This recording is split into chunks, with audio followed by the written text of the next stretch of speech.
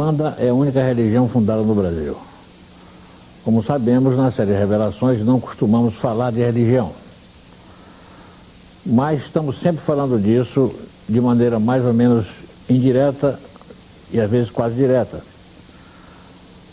As religiões todas têm um substrato, um fundamento esotérico, que aliás é comum à grande variedade e diversidade das correntes religiosas. E com toda essa diversidade, as religiões, os credos religiosos têm uma fonte arcana que em geral é considerada como sendo a religião ciência da antiga Atlântida. A gente sabe que a Atlântida também já herdou um conhecimento religioso, traço científico, que vinha da experiência anterior, da macro experiência anterior da humanidade, vivida na Lemúria. Os traços básicos desse substrato comum às religiões aparecem claramente em todas elas. Nós vamos falar disso agora com o Babalorixá, o Molubá, um dos líderes da religião umbandista no Brasil, e um homem que há décadas vem trabalhando para recolher, codificar e organizar o patrimônio, todo o cabedal ritualístico e doutrinário da Umbanda.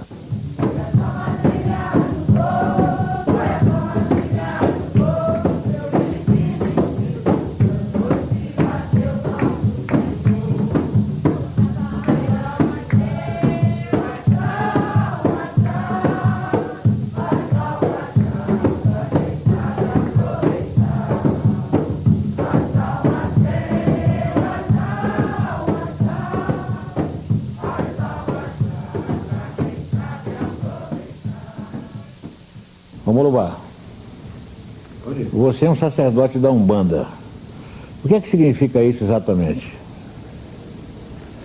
Significa que, sendo um sacerdote, eu tenho a pretensão de levar os devotos da Umbanda a encontrarem a luz, encontrarem o sagrado.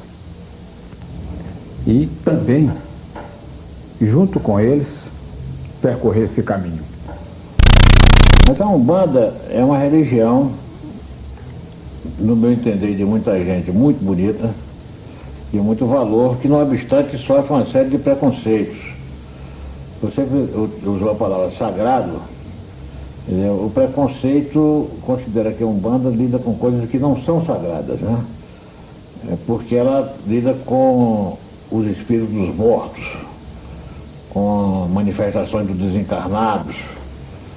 Então, para grande parte do entendimento religioso, o animismo é muito pouco sagrado.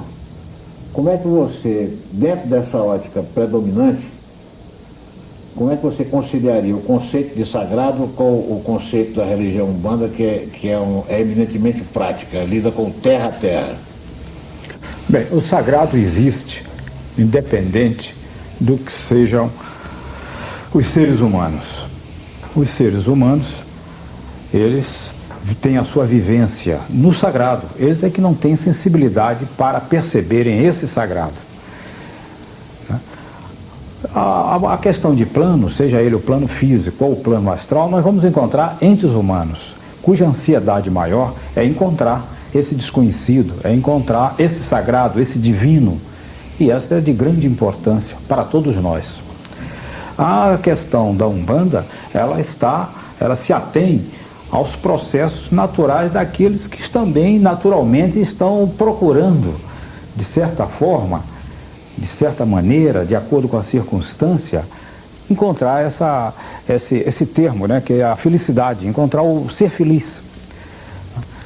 Você diria então que a Umbanda é uma religião que tem a ver com aquelas pessoas que se encontram no estado de consciência muito ligado a este plano de existência, a este plano de realidade, ao aspecto prático, do próprio sagrado?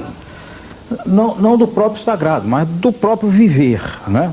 Eles nem saberiam o que seria o sagrado. O que é o sagrado? O sagrado é a ausência de ego. Havendo ausência de ego, há sagrado, há caridade, há amor, porque o fator que interpõe-se com o divino é o ego. Havendo ego, evidentemente que não haverá nada de divino, nada de sagrado, só há o egóico, só há aquilo, a busca de benefícios próprios para si mesmo, ou para a sua família, ou para aqueles que o rodeiam. Isso não é sagrado. O sagrado para nós, na Umbanda, é a prestação da caridade. Já o fundador da Umbanda disse que Umbanda é a manifestação do espírito para a caridade. Isso é que é a temática, o propósito, a proposta da nossa Umbanda. Então você está utilizando a palavra ego aí no sentido pernicioso, né? Ele é o pernicioso, não é? Ele é o pernicioso, ele é a mente fracionada, ele não detém o inteiro, ele se fraciona. Ou seja, o ego da persona, né? Da persona, a personalidade, né?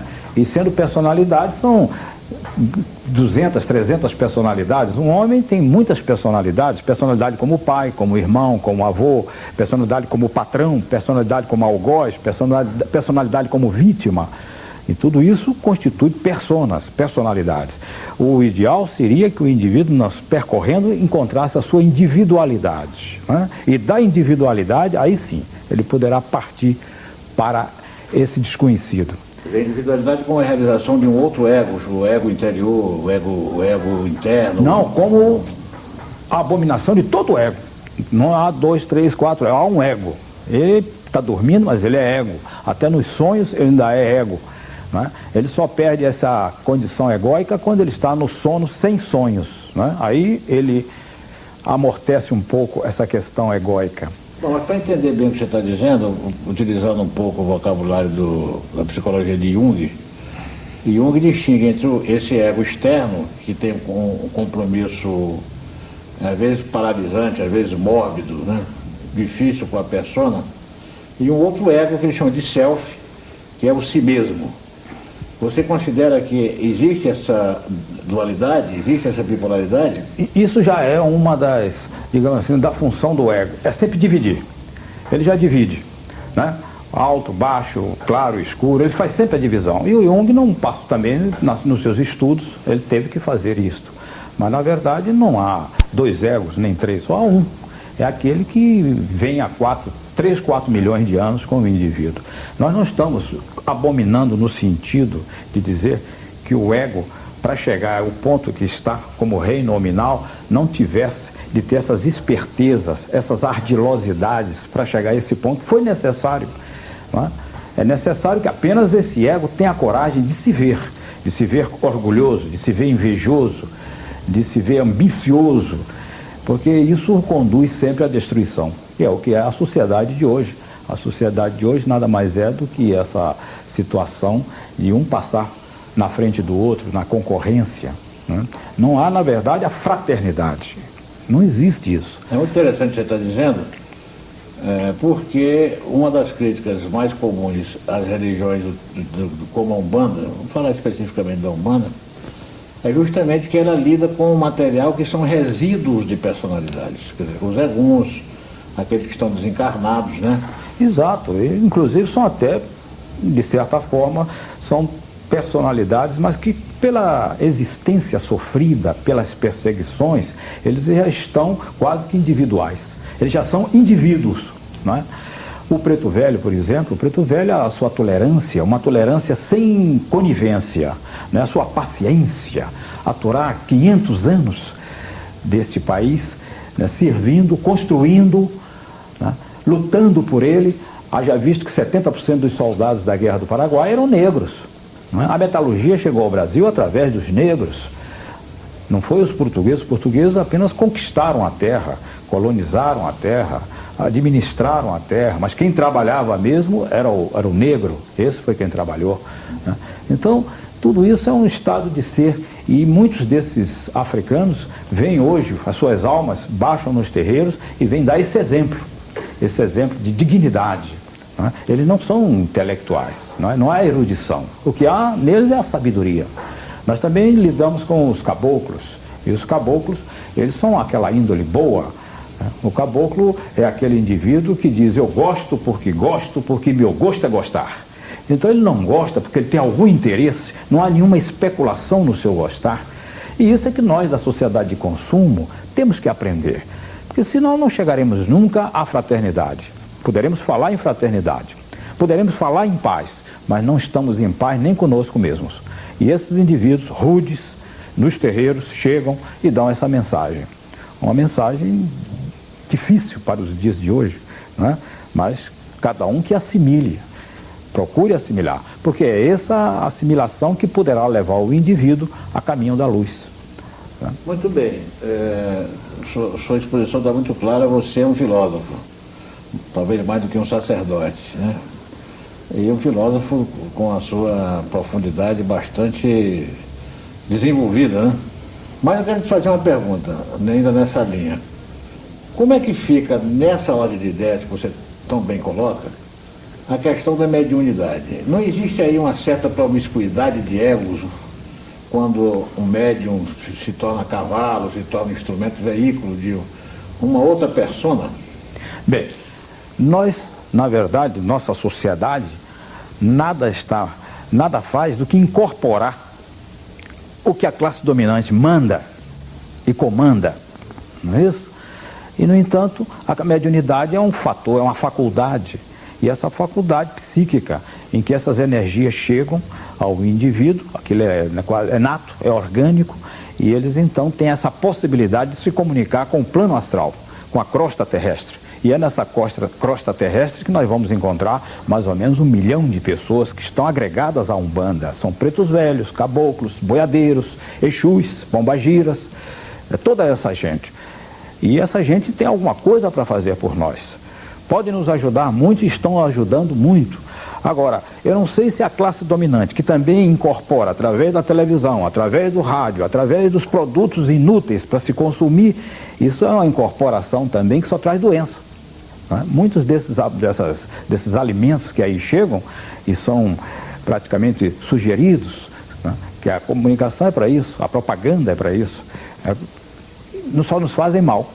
Enquanto que essa palavra do preto velho, essa ajuda, né? Esse auxílio, até no cotidiano, naquilo que é prosaico, né? Pode levar o homem também a ver que aquela criatura ajudando, ele também tem que se ajudar. Porque o problema maior de todos os problemas é o próprio homem.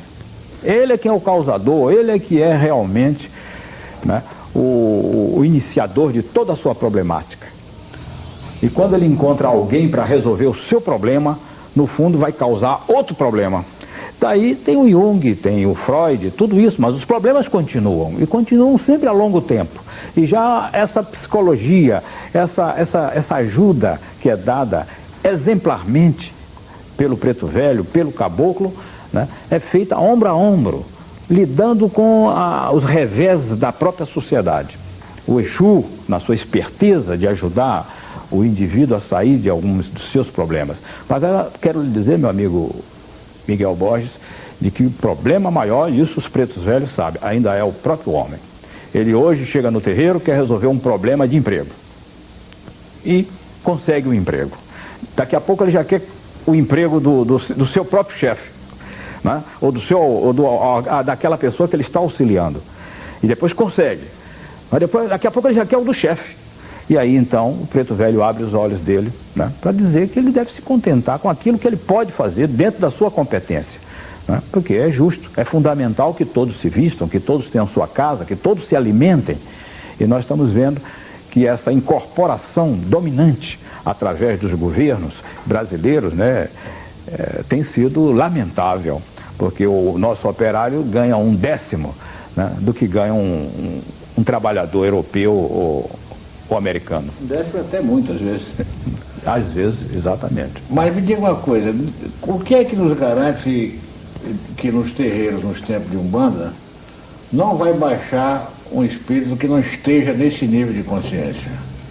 Quer dizer, o resíduo de uma personalidade que esteja encrencada, que esteja com baixos sentimentos, que esteja na fossa, no fundo do poço. O que é que nos garante que isso não ocorre? Bem, no plano astral também há um trabalho da Umbanda feito com esses espíritos. que estão marginalizados e querem estar marginalizados muitas vezes porque são escravos da sua própria mente, né? Na Umbanda não se admite nem céu nem inferno. Se admite o indivíduo que quer trabalhar, que quer servir, principalmente servir, com boa vontade. Então, também lá é feito esse trabalho. Não é feito trabalho de desobsessão no sentido de melhorar o indivíduo, porque lá também se faz esse trabalho de desobsessão. Agora, muitos obsessores tornam-se servidores da Umbanda, porque a Umbanda é uma religião sem hipocrisia, né? Sem dogmas. É um trabalho feito com toda a liberdade, né? É o homem vendo o próprio homem, né? Aquele que sofre e sofreu anteriormente um processo de escravidão.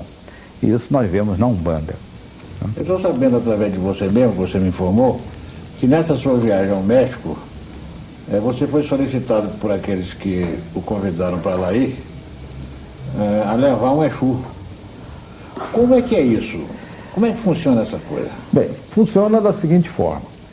Eu tive que ir à casa do Exu para solicitar a ele se ele queria ir comigo, né? Ele ir comigo para ele encontrar um outro astral. Um astral de uma outra civilização, dos astecas, dos maias, né? A terra do Montezuma, né? Que também foi trucidado pelo invasor.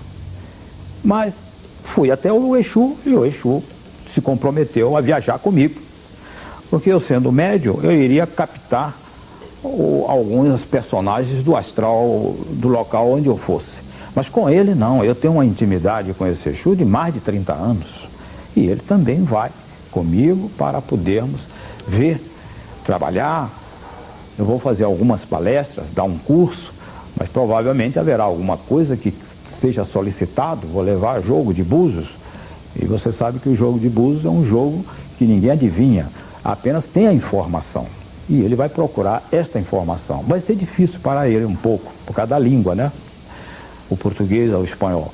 Mas nós teremos o intérprete e vamos fazer o possível para mostrar o que é a Umbanda. A Umbanda é uma religião que ela é sincrética com o cristianismo, bebendo das primeiras águas, do amai-vos uns aos outros, do fora da caridade não há salvação. Ela é sincrética com o africanismo. E ficamos do africanismo o Deus Supremo, Olorum, Ozambi, né? E ficamos com 12 orixás. Mas na Umbanda, eu vou fazer essa pergunta, mas quero voltar para o assunto do Exu. Eu só vou lhe pedir um favor de dizer o terceiro, porque nós somos sincréticos também com o hinduísmo. E foi do hinduísmo que ficamos com a reencarnação, com a evolução e com a lei do karma. Mas sem ser dogma, com a interpretação pessoal de cada um. Né? Então, lembrando, a Umbanda é sincrética com o cristianismo. Cristianismo. Pela valorização da caridade, a prática da caridade. É sincrética com o hinduísmo pelas leis de evolução, de reencarnação e de karma. Não podemos, digamos, outras leis do hinduísmo não foram possíveis assimilarmos, mas essas três leis nós assimilamos. E é sincrética com o africanismo. E ficamos com o Ser Supremo, Olorum, Ozambi, e também com 12 orixás.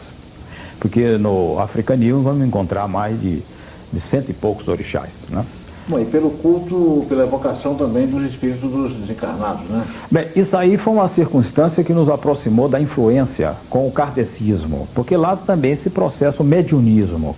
E também com o catolicismo. Na África, originalmente, se praticava a mediunidade. Também se praticava. A mediunidade vamos dizer, é uma faculdade que não é propriedade de nenhuma religião. É uma coisa natural, né? Tá. Até mesmo em cultos católicos, protestantes. Como é que fica a figura de Jesus Cristo neste quadro? Bom, Jesus para nós, ele é um filho de Oxalá. Ele, sendo Jesus, conseguiu ser o Cristo, que já é digamos assim, um estágio supremo, né? É um estado de supremo, é a divindade, é estado sem ego, né? E que não se pode dizer como é, porque quem foi não volta para dizer, né? Mas voltar seria difícil. Não, nem tinha referência mental, o mental não dá referência. Então, para nós, ele é o Oxalá. Como somos sincréticos ao cristianismo, então Jesus, ele está em todos os gongás. Todos os pejis, ele está lá de braços abertos, né? E nós, não para adorá-lo, porque nós não adoramos imagens feitas pelo homem, mas ele é um referencial. Quase todos os gongás têm a sua...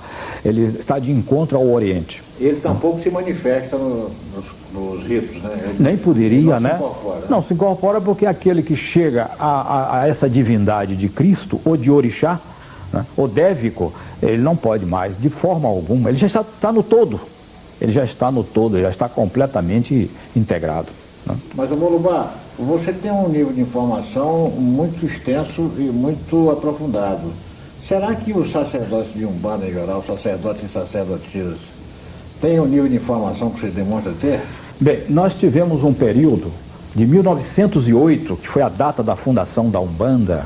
Aliás, devo lhe informar que a Umbanda nasceu em Neves, lá em Niterói, pelo Caboclo das Sete Encruzilhadas. E o médio era um rapaz de 17 anos chamado Zélio de Moraes. Então, de 1900... O fundador é o Caboclo. Hein? O fundador é o Caboclo. Bom, o Caboclo foi que trouxe do astral para fundar no plano físico. Precisava, naquele tempo, daquela arrogância do Caboclo, daquela, digamos assim, daquela maneira de audaz. Agora, quanto de 1908 a 1978, nós consideramos 70 anos. 70 anos de propagação da Umbanda. Agora, de 78 a 2048 é o segundo período, é o período de afirmação doutrinária. E aí os babalorixás, as ialorixás, essa terminologia também que é dada ao sacerdote, de babalorixá ou ialorixá, também nós trouxemos do africanismo.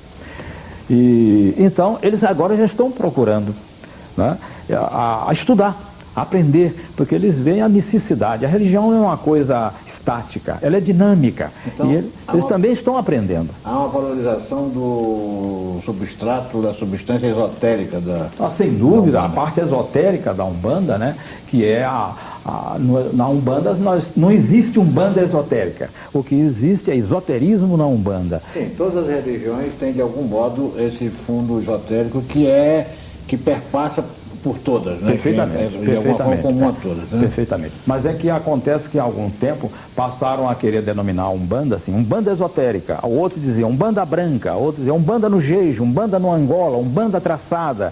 E essas classificações que estão aivadas de superstição, de ignorância, eu fiz o possível no meu trabalho, desse trabalho de 33 anos, o trabalho de desclassificar, para termos somente Umbanda, unicamente Umbanda. Você tem trabalhado em função de uma unidade ritualística, né? Exatamente, perfeitamente, também, né? Doutrinária e ritualística. Mas sem imposições, pela compreensão, né? Daí escrevemos alguns livros, né, sobre isso. Até porque em religião... Não como escritor, mas como memorialista, né? Escrevendo, porque nem escritor eu sei, mas não tenho essa veleidade, mas... Pesquisador. Pesquisador, exato. Né? Pesquisador de pé no chão, dando uma vida, uma existência para esse trabalho. Agora até parece que eu estou aqui jogando muito pó de arroz em você, mas não é bem isso. É porque como eu tenho convivido com você, este ano de 1993 foi muito marcado por mim pela convivência com você. Eu sei que você, além de ter esse cabedal de informações e essa bagagem de trabalho, você é um homem essencialmente prático também, né? Então, nesse nível prático, só para a informação, para formar um quadro, aqueles que estão nos ouvindo e vendo, ou seja, nos ouvindo, eu gostaria que você descrevesse um pouco a sua experiência, essa de levar o Exu para o México. Como é que você fez esse contato? Você disse, eu fui à casa do Exu. Bem, acontece que quando eu encerrei o meu terreiro, há uns 15 anos atrás, a minha filha de santo abriu um terreiro. E eu pedi que ela abrigasse o meu Exu. Né? Não que ele ficasse lá como a autoridade máxima, porque todo terreiro tem um Exu chefe. E tem uma casa de Exu. E tem uma casa de Exu. Então eu pedi abrigo para ele, porque ele precisava também trabalhar. E a vida no astral não é fácil também. É preciso trabalho. Né? Eles também comem, eles também bebem. Né? E bebe o quê? Vitalidade. É necessário isso. Não pensem que um ebó, quer dizer, um alguidar cheio de farinha, uma comida de no santo. Azeite de dendê, né? Uma comida de santo, né, como se diz. Como se diz, né? Não tenha a sua, digamos, a sua vitalidade, porque a farinha, ela vem da terra, Então é carregada de força telúrica. Já o dendê já vem da força energética, porque é um coqueiro que precisa de muito sol, né? E outros condimentos que se põe ali para poder dar força para quem está no astral aspirar aquilo. O dendê é molho fotossíntese. Isso. Pode ser chamado. Agora, muito bem, então você colocou o seu Exu na casa da... Exato. Sempre o visito, sempre converso com ele, né? A minha mediunidade é de clareaudiência, é de ouvir, e psicografia, né? Então, fui a ele, conversei com ele, achei que era era muito bom para ele, né? E eu também ia acompanhado com alguém que falasse o português comigo, né? Embora lá no México vai ter um intérprete, né? Que já telefonou lá para a nossa residência, está posto à disposição e já fez um plano de trabalho. E o que pretendemos fazer é divulgar a Umbanda também, mostrar o que é Umbanda, né? Sem ilusões. Nós vamos chegar lá. Então, pelo que eu estou entendendo, o seu Exu é uma pessoa que viveu no Brasil, um brasileiro. Viveu no Brasil, exato. É uma pessoa que viveu no Brasil, e quando eu comecei a recepcionar entidades, o meu preto velho foi chamá-lo para aquele trabalho comigo, né? E ele ficou muito tempo. Mas quando eu acabei o meu terreiro, aí houve necessidade também de eu acabar com a minha casa de Exu. Mas eu não deixei ao desamparo. Eu levei para esse trabalho na casa de uma filha de santo que tem o chefe da casa, o chefe do Exu, quer dizer, o Exu-chefe. Mas ele passou a ser uma espécie de agregado, um segundo, né? Então, nesse caso, o seu contato foi mediúnico, não foi através de uma viagem consciente fora do corpo? Não, isso aí não foi feito aí através da viagem, da projeção astral, não é? Eu também estive nessa área e através dessa área foi que eu produzi o livro Maria Mulambo, Na Sombra e na Luz, e cuja já está na 6ª edição. Eu li o livro.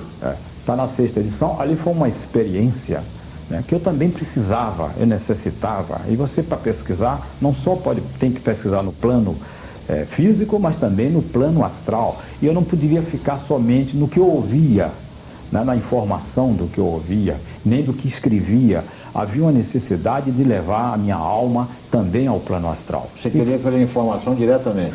Colher diretamente, né? Eu peguei um método em que eu deixava um copo de água na cozinha e às 10 horas eu ia dormir, sem jantar, né? E sem tomar água? E sem tomar água. E botava um pouco de sal debaixo da língua. E ficava com vontade de beber água. E ficava ali até meia-noite, meia-noite e meia. Então, quando chegava no último 1 ou 2 segundos antes de dormir, é que você dá o salto. Porque senão você dorme, você perde a vez, né? Aí passa a ser a vez do sonhador e não daquele que quer caminhar no outro plano. Foi essa a técnica, uma técnica rude, mas... Há quanto tempo você teve? Levei 6 meses fazendo. Quando eu desisti, 3 semanas depois, eu me vejo na sala. E olho o móvel e vejo uma televisão, na minha televisão, e ela brilhante. E eu disse, olha, se fosse a televisão da sala, que é nova, aí sim. Mas essa televisão é uma televisão console. Estava onde? Na minha sala, né? Porque tinha uma outra sala onde eu tinha uma televisão nova. Então, quando eu pus a mão na televisão, o braço afundou no móvel. Aí eu me espantei e me apavorei. Nessa hora, o medo é uma coisa terrificante. Há quanto tempo você teve essa experiência? Essa experiência eu tive há uns 8 anos atrás. Você se apavorou e... Me apavorei e procurei o quarto. Aí você viu? Aí me vi no leito. E aí me joguei. Aí tive um processo de taquicardia, né? Foi então que procurei um outro amigo e ele então me orientou que eu deveria ter me deitado em cima do corpo, suavemente. Mas na primeira vez você fica com medo. E a segunda vez você fica com medo também. E todas as vezes há um medo terrível que lhe acompanha. É como se você andasse num lugar ermo e que pudesse ser assaltado. Então a viagem no plano astral era uma viagem difícil, perigosa. Consegui então, com este mesmo Exu, um outro companheiro dele para me guiar no trabalho que eu queria efetuar, que era ir até o cemitério de Inhaúma. falar com o Exu Caveira, que era um Exu que, quando eu morava em Inhaúma, eu estava sempre levando para ele ebós também, porque eu fazia trabalho e precisava ter esse contato. Eu tinha o templo ali perto. Né? Então, o meu próprio Exu não pôde fazer esse trabalho de ser um cicerone, né, no plano astral, porque ele não tinha condições. Então, ele conseguiu com alguém que eu fizesse isso comigo. Então, eu fiz umas 8 a 10 viagens. E foi ali que eu consegui saber da organização dos Exus no plano astral. E que atende a Umbanda, né? Ou seja, a organização dos 7 focos. O Exu é o principal operador na Umbanda? Não, ele não é bem o principal, mas ele é aquele que trabalha naqueles trabalhos mais, digamos, mais terra a terra. Né? É como um policial, é como um gari, é como uma pessoa que tem de fazer trabalhos mais grosseiros. Alguém tem que fazer Alguém tem que fazer. O trabalho sujo, digamos No assim. fundo, não é o Exu que é sujo. Somos nós que sujamos. Certo. Somos nós que produzimos o lixo, né? O lixo de sentimentos maléficos. Fazer o trabalho sujo é essencial para a limpeza. Né? Alguém tem que fazer. A polícia tem que haver para conseguir deter, né? Deter a agressão. A justiça precisa existir para acabar com o conflito, ou pelo menos determinar, né, como justiça o que é de um e o que é de outro. Os Exus são para isso. Foi na 8ª viagem que você teve a entrevista? Não, eu tive a entrevista já na 4ª viagem, porque as 3 primeiras viagens eu fiz na própria casa e fiz sem ainda ter o cicerone. Depois é que apareceu a pessoa, né, e que veio para me dirigir da Tijuca, de um bairro bem afastado, mais ou menos 10 quilômetros, né, para poder me levar até Inhaúma. Né? Você estava morando na Tijuca? Já estava morando na Tijuca, porque eu tinha encerrado com o meu terreiro lá em Inhaúma e fui morar na Tijuca. Como é que você pode distinguir o sonho da projeção consciente? Bom, a projeção consciente, o sonho, ele tem nuances em que você não controla. E a projeção astral você controla. Por exemplo, para você passar por uma porta que esteja fechada, é necessário que você use de certas artimanhas. É preciso que a mente não veja a porta para que você possa entrar. Tanto que eu tentei atravessar muros e não consegui, porque há um condicionamento de que aquele muro já é feito de pedra, de cimento. Eu não consegui passar. Muro no astral? Não, muro físico, no físico, né? E portas também no físico. Nas portas eu usava um ardil. Eu me virava de costas, ficava pensando em alguma coisa e passava pela porta. Quer dizer, quando você diz era mais fácil. Quando você não vê a porta, é mais no sentido de não reconhecer. Não reconhecer a sua estrutura, né, molecular. Não reconhecê-la como obstáculo, né, molecular. Não como, exatamente. Já um muro já era difícil. Para descer uma escada, para mim, era difícil. Mas depois, com essa entidade, ele jogava, era rápido. Quando eu pensava, aos poucos você vai começando a saber andar no astral. Porque se você não souber andar, você começa a afundar. Né? Você começa a afundar, você não tem, é preciso que você firme, o seu condicionamento realmente ali já lhe ajuda, porque você vai andar em cima, né? Em cima de uma substância que no astral não existe, mas existe no físico. Você falou no começo da nossa conversa, na crosta da Terra. Esses seres, eles habitam dentro da crosta? Não, a crosta na superfície da Terra. Como, né? Nós? Como nós. Eles vivem, né, em locais distantes, às vezes, né? Há muitas ruas da cidade, elas existem no plano astral, outras já não existem mais. Né? Há viadutos no plano astral, mas, no entanto, aquelas ruas antigas, elas ainda continuam. O cemitério de Inhaúma, à frente do cemitério, qualquer pessoa que vai em projeção astral vai encontrar à frente do cemitério, mas dentro do cemitério é completamente diferente. Ele é reconhecível na fachada? Na fachada. A fachada é a mesma porque eu morei em Inhaúma 15 anos, né, e olhava a fachada. Muito bem. E você poderia resumir as informações que o Exu Caveira lhe repassou sobre a hierarquia dos Exus? A hierarquia dos Exus, ela se compõe de 7 focos. Esses focos, os títulos dele eles deram como patrono dos focos, digamos, o primeiro foco foi dado ao seu Marabô, ele deu para Iemanjá. O segundo foco é o Sete Encruzilhadas, é para Oxalá. O terceiro foco é o Caveira, é para o Senhor Molu. O Senhor Molu, na Umbanda, é o Senhor da morte, da destruição, da transformação. Né? O quarto foco é o de Oxóssi, é o seu sete capas. E assim, o seu Tiriri, para Xangô. O Viludo, para o sexto foco. O sétimo foco é o Tranca-Rua, que é para o seu Ogum. Aliás, foi um médico espanhol fugido da Inquisição. E você veja, alguns séculos atrás, né, que veio para o astral brasileiro. E ele aqui foi quem formou essa estrutura dos sete focos, essa organização dos sete focos, a pedido dos mentores da Umbanda, porque necessitava dessa força de trabalho, né, para ajudá-los naquilo que eles propõem. E os rituais de Umbanda, em geral, começam com uma saudação aos Exus. Bom, aí já é a tradição no sentido até do candomblé também é assim. É sempre feito esse trabalho de primeiro saudar o Exu. O Exu, no candomblé, quer dizer, o africano, é um elemental, né? Ninguém o incorpora. Mas já o Exu na Umbanda é constituído dessa organização de focos, né?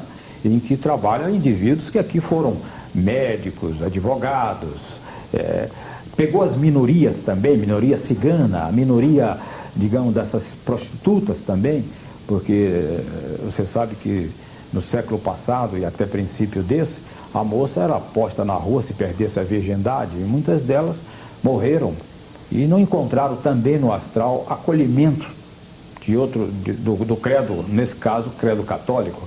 E então, eles encontraram da Umbanda, e a Umbanda ficou... Elas aqui ficaram como Pombagira, com esse nome de Pombagira, né? Molubá, como é que é esse canto de saudação ao Jesus? Você pode cantar um pouquinho? Existem muitos cânticos de Exus, talvez uns... Esse inicial, esse que uns 300. Não, pontos iniciais são feitos, né? São feitos até para entrar, porque na Umbanda a oração é cantada, toda ela é cantada, todas, até advertências são também cantadas, né? E então... o ritual, todo o cerimonial, ele tem a moldura sonora, não é? Mas cante um pouco esse inicial, porque ele enumera os Exus, né? Ele faz uma saudação sem esquecer nenhum, né? Se você mostrar só um, já dá a medida da coisa. Bom, quando começa sempre os terreiros, se canta 3, 4 pontos para os Exus, né? E entre esses pode-se cantar esse que é: quando passar pela porteira, oi, não se esqueçam de olhar para trás. Quando passar pela porteira, oi, não se esqueçam de olhar para trás. Toma cuidado, que lá tem gente, é onde mora o Exu Tronqueira. Ele foi padre, já rezou missa, mas hoje em dia ele é Satanás. Entendeu? Você vê, há Exu, alguns padres até foram trabalhar no trabalho com Exu. E aquele ponto que enumera, nomina, diz o nome de cada um dos Jesus, diz que ele é uma beleza. Como é isso? Bom, isso aí é uma homenagem que a gente sempre tira para todos os Exus, né? E diz assim: seu Caveirinha é uma beleza, seu Caveirinha é uma beleza, eu nunca vi um Exu assim. Seu Caveirinha, ele é uma beleza, ele é madeira que não dá cupim. Aí pode mudar para Tranca-Rua, para o Exu do Lodo, para o Exu Viludo, para as Sete Capas. Repete, né? Mudando só o nome do Exu. Mudando o nome do Exu, porque é para mostrar que eles, quando são amigos, quando são companheiros, não é? Eles não são madeira de dar cupim. Não é? Bonito. Todos esses pontos são... Né? Tem, viva aleluia, viva aleluia, seu Tranca-Rua, viva aleluia, viva aleluia, viva aleluia, Marabô, viva aleluia. E assim, nós falamos do Exu, aleluia é alegria, né? Nós falamos do Exu, falamos na Pombagira e o boiadeiro. O boiadeiro tem pontos maravilhosos. O boiadeiro, no fundo, hoje são os boias frias, né? São aquela gente sofrida que cuidava do gado para que os engenhos pudessem trabalhar. E os boiadeiros ainda chegam, muitos que optaram para trabalhar na Umbanda, porque não todos, né? Porque o astral está livre, o astral tem outras religiões também, e eles chegam e dizem os improvisos, né? E falam muito bem, e aqueles xistes ainda, né? E gostam de beber a sua meladinha, e gostam de trabalhar, dançar. Alguns médios, para agradá-los, até se paramentam com as vestimentas de couro, né? E o boiadeiro sempre diz: me chamam de boiadeiro, ai boiadeiro não sou não, eu sou tocador de gado, boiadeiro é meu patrão, eu sou tocador de gado, boiadeiro é meu patrão.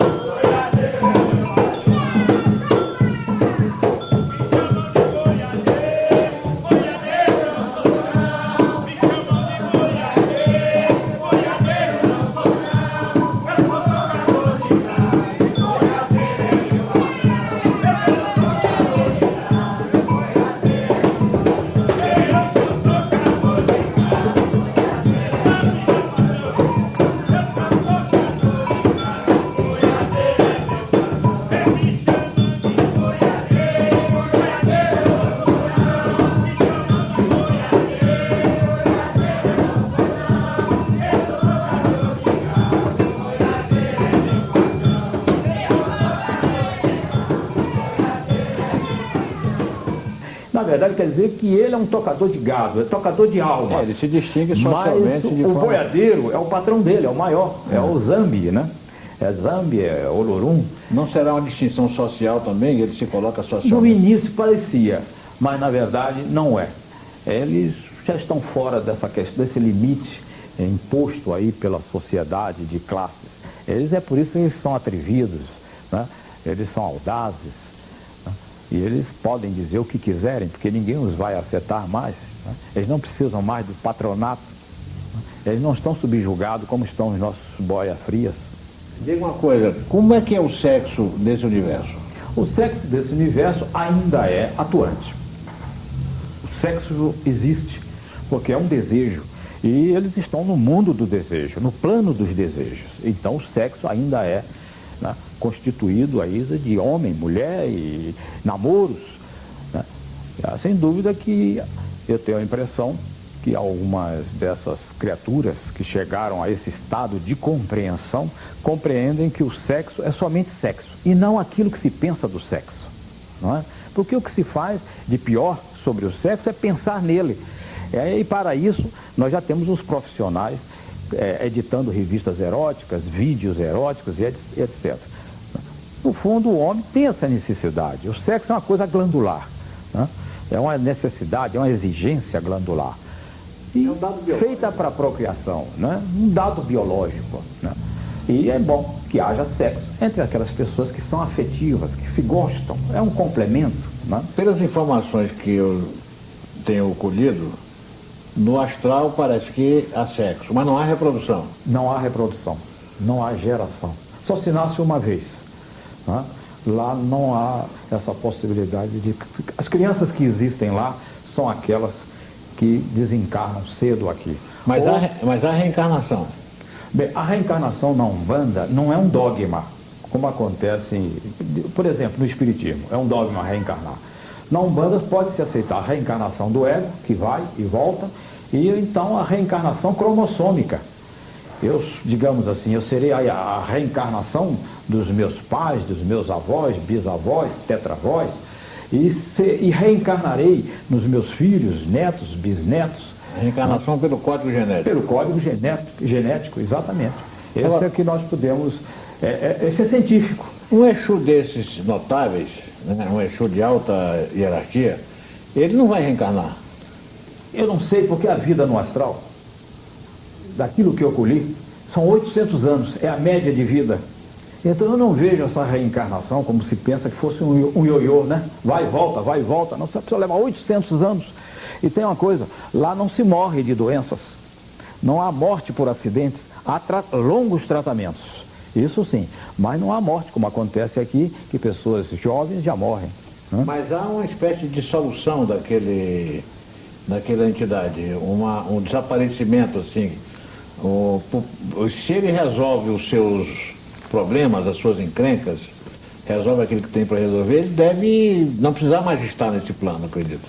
Eu acredito que no plano astral há uma segunda morte, e ele então parte para o plano mental. Não é isso? Aí ele passa para um outro plano. Mas depois de uma determinada vivência de lutas também, sofrimentos, ganhos. Nós encontramos aí um quarto sincretismo, de certo modo, com a teosofia.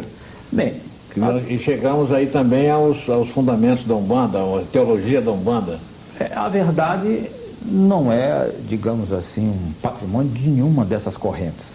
Ela é verdade, né? Ela é o óbvio, né? E todos nós temos que caminhar para isto. E a verdade não é algo que você possa dizer que está ali, nem acolá. Ela está. E alguém, quando encontra a verdade, tem a percepção da verdade, então ele tem a criação em si. Para nós, a evolução é isso. É a resposta criadora que cada um dê a si mesmo. Aí há evolução, não é? O homem, por exemplo, tem respostas técnicas, científicas, mas nós falamos em evolução. Evolução do ser humano é quando ele responde a si mesmo, quando ele busca e tem a sua própria resposta. E a verdadeira ética, né? Sem dúvida seria o andar, seria o caminhar, né? Digamos assim, a ecologia do espírito, né? A ecologia do ser. Perfeito. Agora diga, a partir do ser supremo, como é essa... Nós temos uma teologia que ela é constituída da seguinte forma. Primeiro, o ser único, o ser supremo, que seria o Lorum Ozambi. Depois teríamos o tríplice aspecto.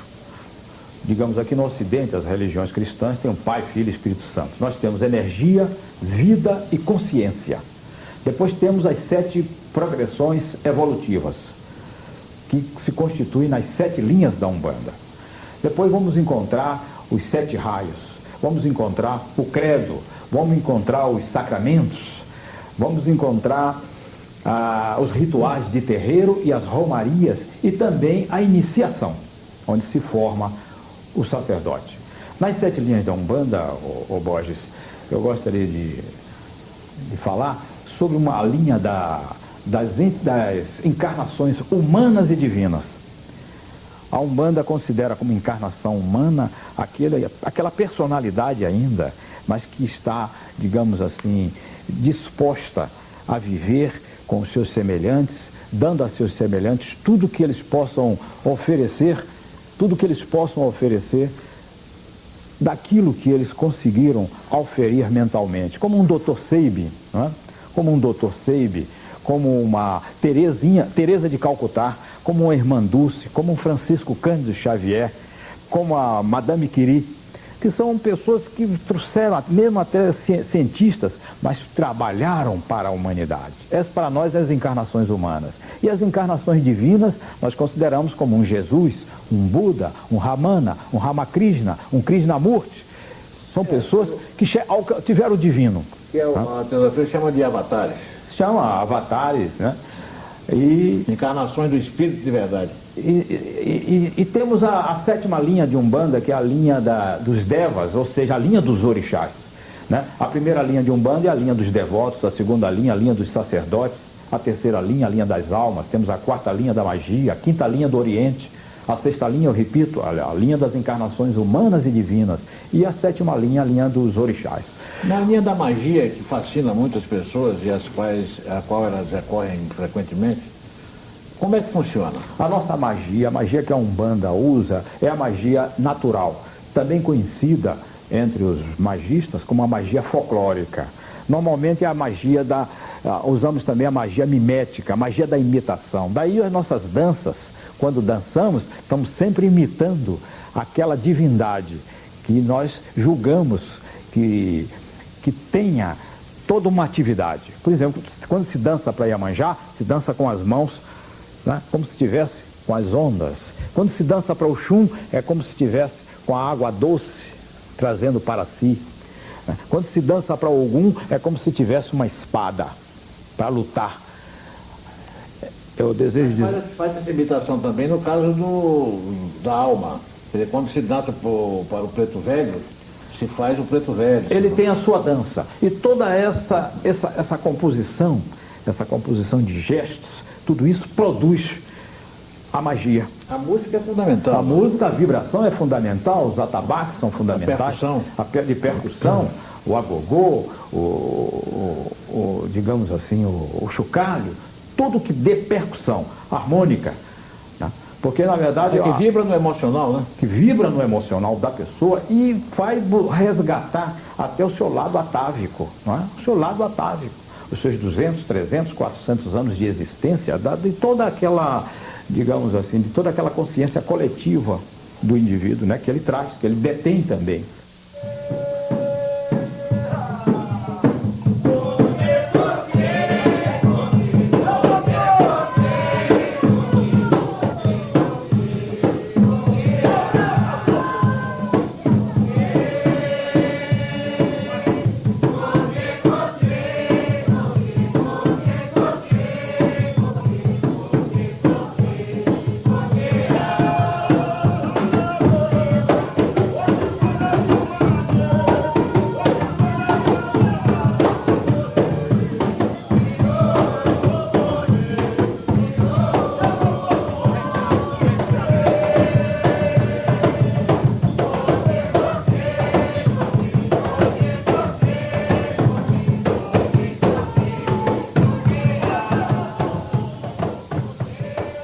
Qual é o sacramento supremo na Umbanda? É a deitada de santo? A deitada de santo para nós é a iniciação. Né? O indivíduo, quando entra na Umbanda, ele se vincula.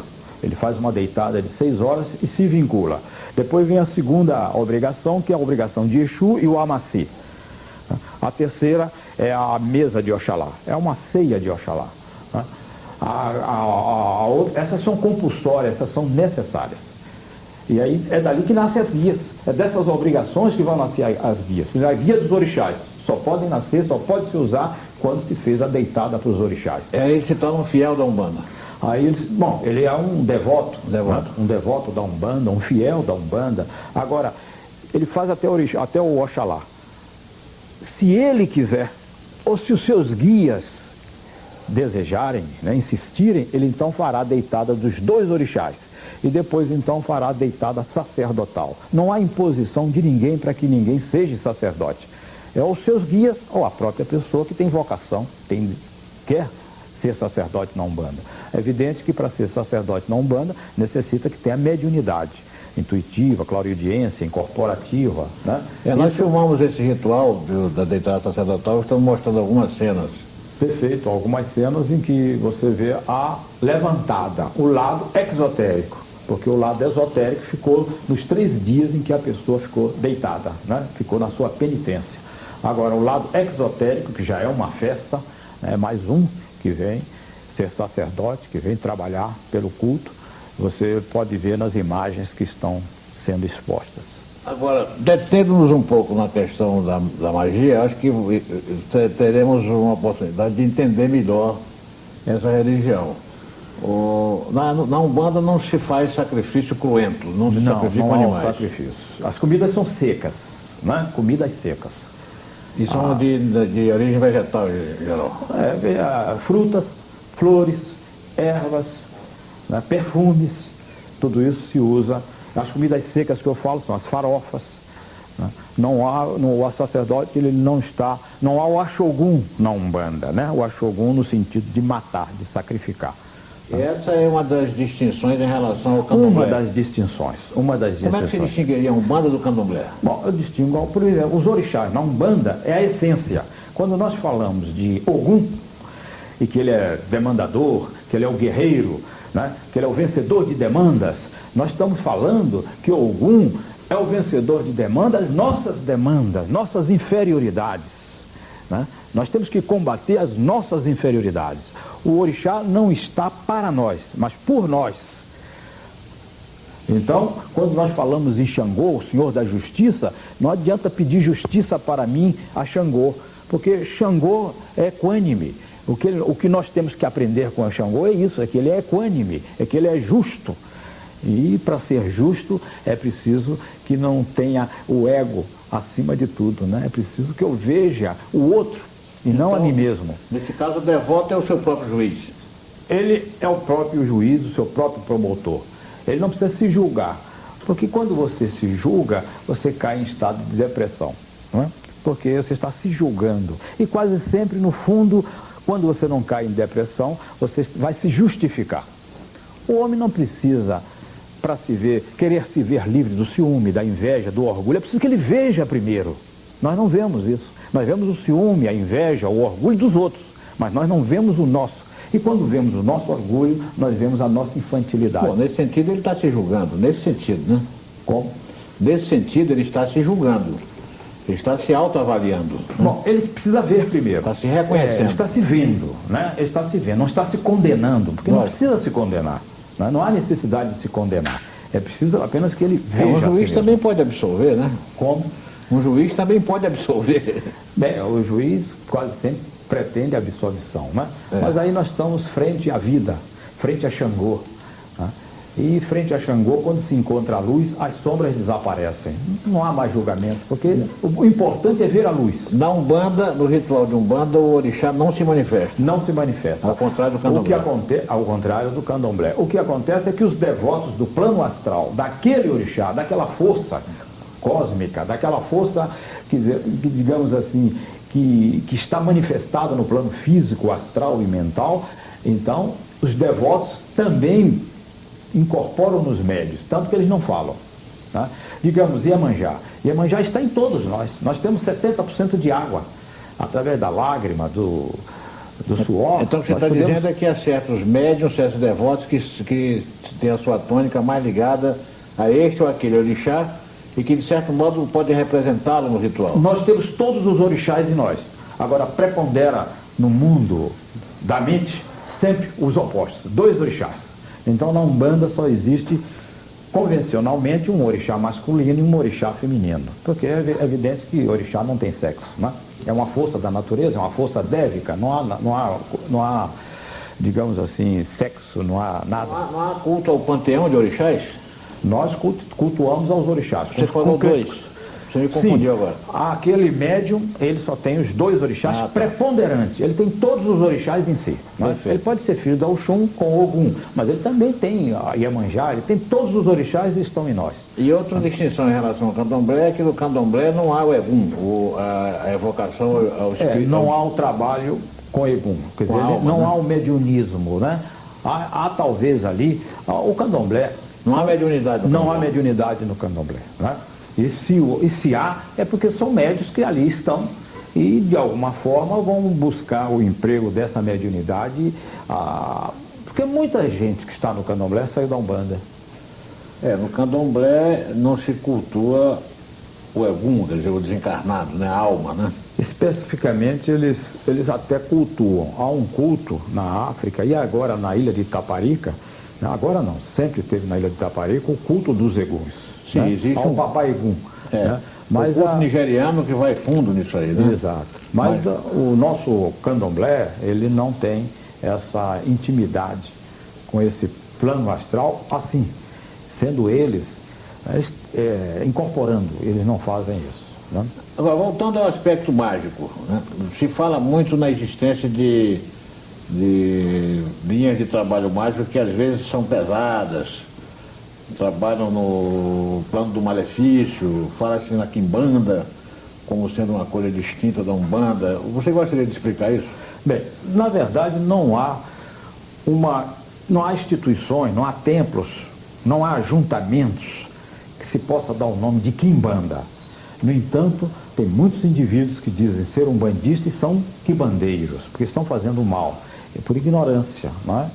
Então não há uma formação que se possa dizer é de quimbanda. Ao fazer esse mal, a que tipo de entidade eles recorrem? Bem, num terreiro de Umbanda, em que a proposta é sempre fazer a caridade, fazer o bem, quando o indivíduo vem com esses pedidos indevidos, o chefe do terreiro, que não é o Exu, porque todo terreiro tem o seu chefe astral. A Maria Conga, é um pai Joaquim, é um boiadeiro, são pessoas que chegaram a esse nível de ser chefe do terreiro. Né?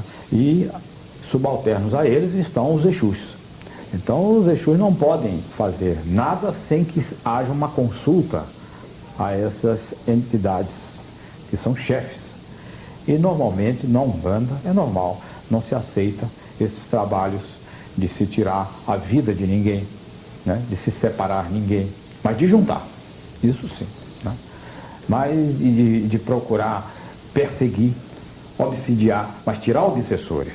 Esse é que é o trabalho da Umbanda. Né? Bom, tudo bem, mas quando não há essa vigilância exercida pelo chefe do terreiro... O chefe do terreiro astral. Sim. Qual é a entidade, então, que opera no sentido do malefício?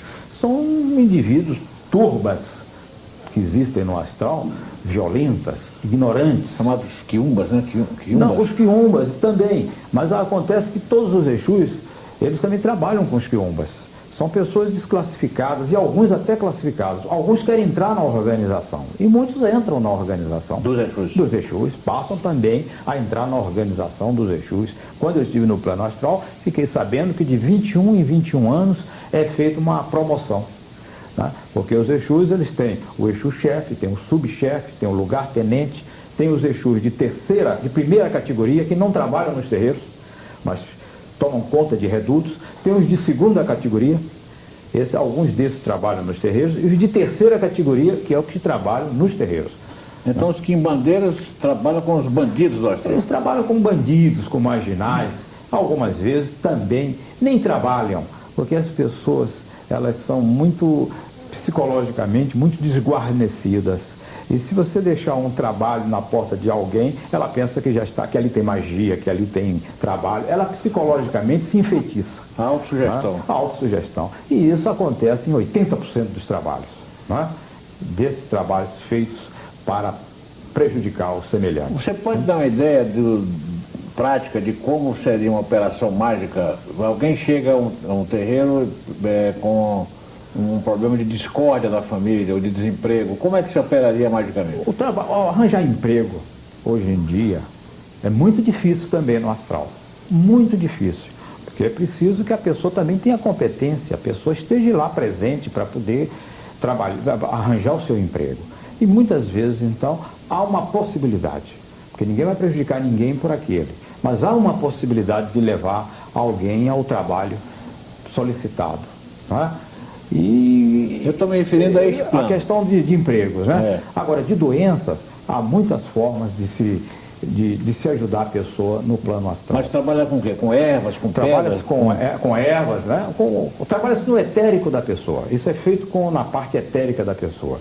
Né? Porque esses males, quando chegam, quase sempre ficam adstritos ali ao etérico da pessoa. Oferendas? Eu não digo oferendas, mas com trabalhos que tenham material energético suficiente para fazer a limpeza.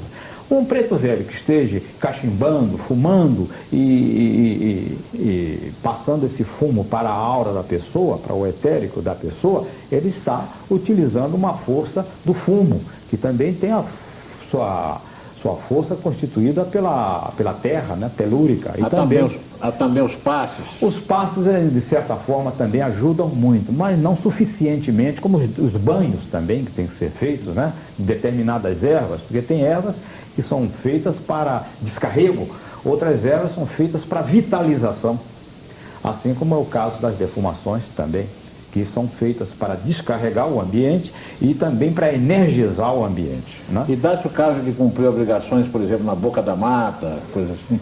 Às vezes acontece, às vezes há necessidade disso. Né? Agora, quando se constitui dentro de um terreiro organizado, de um terreiro em que essa série de obrigações são feitas, normalmente a pessoa não precisa entrar nisto. Porque passou também, é preciso notar o seguinte, há muita mistificação com o nome de Umbanda. Há indivíduos que dizem assim, saí da Umbanda. E no fundo, eles não saíram da Umbanda, porque eles nem entraram. Não é? Muita gente diz, eu saí do candomblé. Mas eles não entraram no candomblé. Eles ficaram na superfície. Eles queriam poderes. Né? E muitos se tornam até pessoas com falta de confiança. Né? É porque você vai encontrar um umbandista quando há uma renovação do interior. Como é que se conhece um religioso? É a sua renovação. Você vai ver a sua vida familiar, né? Você vai olhar o seu modo de tratar os companheiros de trabalho, né? Os companheiros de comunidade. É isso que é o religioso. A religião é para isso, é para renovar o indivíduo. Ele tem que se renovar, ele tem que ver como o seu procedimento. Não é? Não é ficar imitando o procedimento de A, B ou C, não, nem de Jesus, nem de nada, porque isso é modelo. Não é? É ele mesmo, porque isso é uma caminhada que só ele pode fazer. Sem dúvida, louvar aqueles que já fizeram essa caminhada, como os grandes seres, mas ele próprio tem que fazer a sua própria caminhada. Não é? A parte da magia é uma parte difícil, porque alguns babalorixás e alorixás conseguiram alguma coisa, e é muito difícil a pessoa ter o poder e saber administrar. Felizmente nós temos as almas dos pretos velhos, dos caboclos, que também nos ajudam muito a nossa própria renovação e a nossa condução de vida. Isso é muito importante para nós. Eles são guias, e o guia não pode ficar atrás, ele fica na frente. É ele que nos ajuda, nos auxilia. Ô Morubá, nesse aspecto, deve ser frequente o choque de retorno, o refluxo da onda de poder que um babalorixá ou uma ialorixá muitas vezes lançam, até com boas intenções. A vida normal é de reação, nunca é de ação. Poucos são aqueles indivíduos que vivem em ação. Essas criaturas, todos nós, vivemos quase que em reação às ideias, reação às palavras, reação aos fatos. Vivemos sempre em reação. Ora, o babalorixá, ele tem que estar sempre atento. A ialorixá, o babalorixá, o filho de santo, o umbandista, ele tem que ficar atento para que ele, nessas reações, ele não venha ferir ninguém. Porque a semeadura é livre, mas a colheita é obrigatória. Isso aí, ninguém foge. São leis. E não há quem possa derrubar essas leis. Se eu maltrato alguém, sem dúvida alguma, a minha consciência já começa a me cobrar. E não é nada difícil eu chegar para a pessoa e pedir desculpas, e solicitar oportunidade nova. Porque viver é estar em relação. Em relação não só com os nossos semelhantes, mas com as coisas também. Com tudo, enfim. Com as situações difíceis que todos nós atravessamos. Neste mundo e no outro também.